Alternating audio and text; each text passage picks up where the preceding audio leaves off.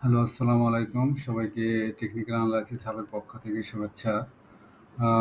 আমরা আজকে সপ্তাহের শেষ কর্মদিবস।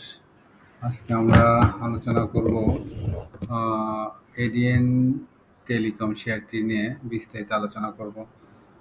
আপনার স্ক্রিনে দেখতে পাচ্ছেন শেয়ারটির ডেইলি চার্ট। ডেইলি চার্ট অনুসারে আমরা যদি দেখি যে ২০২৫ সালের হিস্ট্রিটা যদি দেখি, ২০২৫ সাল থেকে আমরা দেখব অ্যাকচুয়ালি ২৫ সালের এখান থেকে যদি দেখি, জানুয়ারি থেকে দেখি তাহলে অলমোস্ট শেয়ারটি ৮০ টাকা লেভেল থেকে কিন্তু ১১৫ টাকা লেভেলে উঠে যায়। তো এরপরে শেয়ারটি কিন্তু একটা কারেকশনে যায় এবং সেটি খুব শর্ট টাইমের মধ্যেই ৮০ থেকে ১২৫ টাকা গেলেও আবারও কিন্তু শার্পলি ডিক্লাইন করে তার আগের যে সাপোর্ট লেভেল ছিল ৮০ টাকা সেটাকে ভেদ করে নিচে নেমে যায় এবং আমরা দেখতে পাচ্ছি যে সুন্দর একটা প্যাটার্ন তৈরি করেছে, যেটা আমরা কাপ উইথ হ্যান্ডেল প্যাটার্ন বলে থাকি। সেই প্যাটার্নের এখানে আমরা দেখতে পাচ্ছি প্যাটার্নের মাথায় এসে সে আবারও কারেকশন ফেলে যায় এবং ফাইনালি আপট্রেন্ডের যে চ্যানেল সেটা আমরা দেখতে পাচ্ছি যে সুন্দর করে আপট্রেন্ড কনফার্মেশন দিয়ে উপরের দিকে যাওয়ার চেষ্টা করছে। এখন আমাদের সামনে রয়েছে শেয়ারটি ৮২ টাকা লেভেলে একটা রেসিস্ট্যান্স রয়েছে এবং এটা রেসিস্ট্যান্ট 1। এরপরের রেসিস্ট্যান্স রয়েছে আমরা দেখতে পাচ্ছি 88, যেটা রেসিস্ট্যান্স 2 হবে অ্যাকচুয়ালি। এটা রেসিস্ট্যান্স 2। এরপরের রেসিস্ট্যান্ট রয়েছে হচ্ছে 95 এ। এখন আমরা দেখব যে শেয়ারটি অ্যাকচুয়ালি অন্যান্য কিছু ইন্ডিকেটর সহ শেয়ারটির বিস্তারিত আলোচনা করব। আমরা দেখতে পাচ্ছি যে লাস্ট ৭-৮ দিন আমরা সুন্দরভাবে দেখতে পাচ্ছি যে শেয়ারটি মোটামুটি একটা চ্যানেল মেইনটেইন করে উপরের দিকে কিন্তু উঠে যাওয়ার চেষ্টা করছে। এখন এই লেভেলে রয়েছে তার একটা শক্ত রেসিস্ট্যান্ট জোন। এটাকে যদি ক্রস করতে পারে তাহলে কিন্তু 88 পর্যন্ত যাওয়ার সম্ভাবনা রয়েছে। আর নিচের দিকে ভলিউম বারগুলো আমরা দেখতে পাচ্ছি যে এখানে লাস্ট জুন থেকে বর্তমান সময় পর্যন্ত এখানে মোটামুটি একটা ভলিউম এঙ্গেজমেন্ট আমরা দেখতে পাচ্ছি এবং লাস্ট ৫-৬ দিন কিন্তু খুবই ভালো ভলিউম নিয়ে শেয়ারের প্রাইস ছোটো ছোটো করে উপরের দিকে উঠে যাওয়ার চেষ্টা করছে আর কি। তো এই ছিল তার প্রাইস এবং তার ভলিউম বিশ্লেষণ। আমরা আরও কিছু ইন্ডিকেটর দেখব। আমরা যদি এটার আরএসআই দেখি, আরএসআই এবং ম্যাকডিটা যদি দেখি, ম্যাকডি অনুসারে দেখতে পাচ্ছি যে শেয়ারটির প্রাইস মুভমেন্ট যেহেতু খুব কম হয়েছে, সেক্ষেত্রে শেয়ারের ম্যাকডির যে লেনগুলো সেটা কিন্তু খুবই ছোট দেখতে পাচ্ছেন। তা যদিও ম্যাকডি জিরো লাইনের উপরে অবস্থান করছে, একটা পজিটিভ দিক।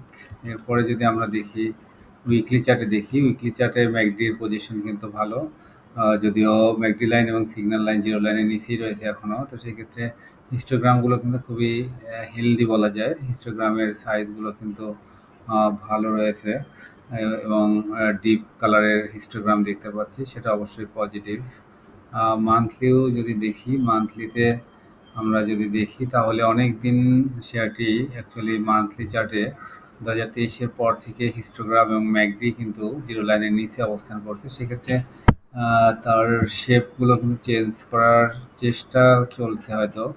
দেখতে পাচ্ছেন যে হিস্টোগ্রামগুলো খুবই ছোট হয়ে আসছে এবং কালারগুলো চেঞ্জ করেছে। সেক্ষেত্রে যদি এই মাসে হয়তো আরেকটু প্রাইস মুভমেন্ট করতো ভলিউম সহ, তাহলে হয়তো হিস্টোগ্রাম জিরো লাইনের উপরে যাওয়ার চেষ্টা করতো। যদিও এই মাসের আসলে আর মাত্র হয়তো একদিন পাওয়া যেতে পারে, আর এই মাসে হয়তো হিস্টোগ্রাম নিচেই থাকবে।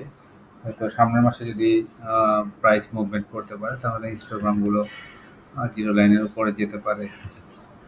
এরপরে আরএসআই এর অবস্থা যদি দেখি, ডেইলি আরএসআই লেভেল 58 খুবই স্ট্যান্ডার্ড আরএসআই এবং বিনিয়োগযোগ্য আরএসআই বলা যেতে পারে। এটা আরএসআই অনুসারে শেয়ারটি কিন্তু খুবই ভালো পজিশনে আছে।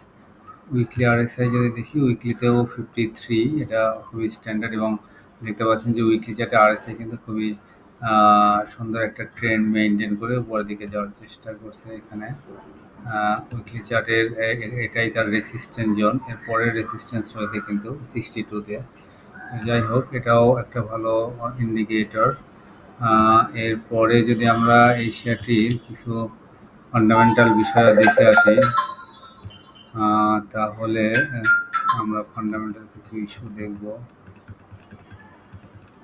ফান্ডামেন্টাল ইস্যু যদি দেখি, শেয়ারটির ইপিএস বিচারে শেয়ারটির ইপিএস কিন্তু খারাপ না। আমরা দেখতে পাচ্ছি যে 2019 থেকে 2024 পর্যন্ত ইপিএস অলমোস্ট 2.5 থেকে 3 টাকার অ্যাভারেজ, 2.5 থেকে 3 টাকার মধ্যেই ছিল। এটা হলো তার ইয়ারলি ইপিএস। আর ইয়ারলি পি রেশিও যদিও একটু বেড়েছে, দেখতে পাচ্ছেন যে ইয়ারলি পি রেশিও মোটামুটি প্রত্যেক বছরেই পি রেশিওর যে ইয়েটা সেটা কিন্তু বেড়ে চলছে আর কি। এরপরে যদি দেখি আমরা আরও কিছু ন্যাব দেখি, তাহলে ন্যাব দেখতে পাচ্ছি যে মোটামুটি ন্যাব কিন্তু পরের দিকে যাওয়ার চেষ্টা করছে, অর্থাৎ যদিও ন্যাব 20 থেকে 31 টাকার মধ্যেই লাস্ট কয়েক বছর রয়েছে। এরপরে যদি দেখি ডিভিডেন্ড দেখি, ডিভিডেন্ড অলমোস্ট 15 থেকে 10%-এর মধ্যেই দিয়ে থাকে। সেটির ডিভিডেন্ড হিস্ট্রি খুব বেশি যে ভালো তা না। ব্লক ট্রানজ্যাকশন খুবই কম।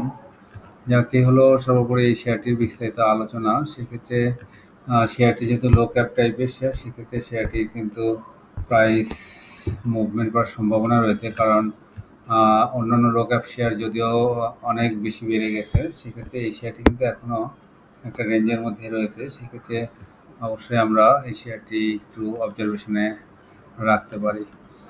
যাই হোক, সবাই ভালো থাকবেন, আর সবাই অবশ্যই চ্যানেলটি সাবস্ক্রাইব করবেন এবং লাইক ও কমেন্টস করে আমার চ্যানেলের পাশে থাকবেন।